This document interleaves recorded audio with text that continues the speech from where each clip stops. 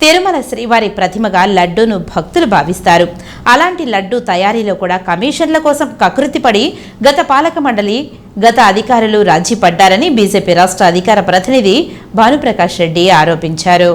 Tirupati press క్లబ్లో గురువారం ఏర్పాటు చేసిన మీడియా సమావేశంలో ఈ సందర్భంగా ఆయన మాట్లాడారు. శ్రీవారి గురించి, శ్రీవారి ప్రసాదం గురించి మాట్లాడే హక్కు గత పాలక మండలి చైర్మన్ భూమన కరుణాకర్ రెడ్డి కోల్పోయారని అన్నారు.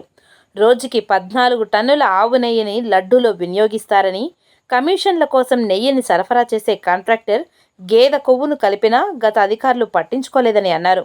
హిందూ వ్యతిరేకి జగన్మోహన్ రెడ్డి 81 మందితో టీటీడీ బోర్డు ఏర్పాటు చేస్తే తాము కోర్టుకు వెళ్తే 52 మందిని కోర్టు సస్పెండ్ చేసిందని గుర్తు చేశారు.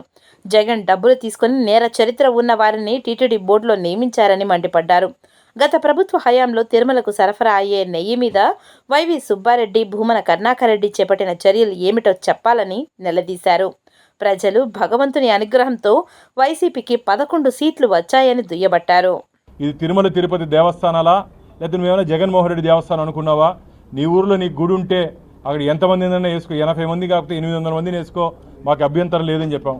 అదైన తర్వాత 2020 ఆగస్టులో స్వామివారి నిధుల్ని దాదాపు 5,000 కోట్ల రూపాయలు స్వామివారి ఫిక్స్డ్ డిపాజిట్ నుంచి రాష్ట్ర బాండ్స్లో ఇన్వెస్ట్ చేసే ప్రయత్నం మీ ప్రభుత్వం చేయలేదా అని చెప్పి భారతీయ జనతా పార్టీ సూటిగా జగన్మోహన్ రెడ్డి గారిని ప్రశ్నిస్తూ ఉంది. 5,000 కోట్ల రూపాయలు. అదైన తర్వాత పూర్తిగా నియమ నిబంధనలకు వ్యతిరేకంగా ధర్మకర్తల మండలిలో నియమించిన సభ్యుల్లో నేర చరిత్రలు ఉన్నటువంటి వారు లేరా? నేర చరిత్రలు ఉన్నటువంటి వారిని ధర్మకర్తల మండలి సభ్యులుగా మీరు నియమించలేదా?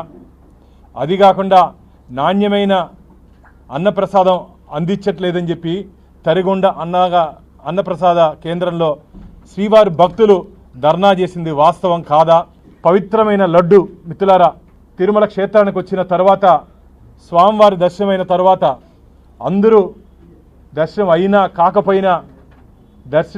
కాకపోయినా అఖిలాండం దగ్గర మొక్కులు తీసుకొని స్వామివారి ప్రసాదం తీసుకొని అత్యంత పవిత్రంగా శ్రీవారి లడ్డుని భావిస్తారు. సాక్షాత్తు వెంకటేశ్వర స్వామి ప్రతిమగా శ్రీవారి లడ్డుని భావిస్తారు. అలాంటి లడ్డు నాణ్యత ఉద్దేశపూర్వకంగా మీరు అక్కడ సరఫరా అవుతున్నటువంటి నెయ్యిలో నాణ్యత లేకుండా మీరు ఎందుకు కాంప్రమైజ్ అయ్యారు? ఎవరి కోసం రాజీ పడ్డారు? ఎందుకోసం రాజీ పడ్డారు? కమిషన్ల కోసమా? కమిషన్ల కోసం రాజీ పడ్డారని చెప్పి శ్రీవారి భక్తులు భావిస్తున్నారు. సిగ్గుండాలి. మాట్లాడతారు కరుణాకర్ రెడ్డి గారు, అవాస్తవాలు మాట్లాడుతున్నామంట. కమిషన్లు తీసుకునే చైర్మన్కి స్వామివారి గురించి కానీ శ్రీవారి గురించి కానీ మాట్లాడే నైతిక హక్కు కోల్పోయాడు కరుణాకర్ రెడ్డి అని చెప్పి భారతీయ జనతా పార్టీ భావిస్తోంది.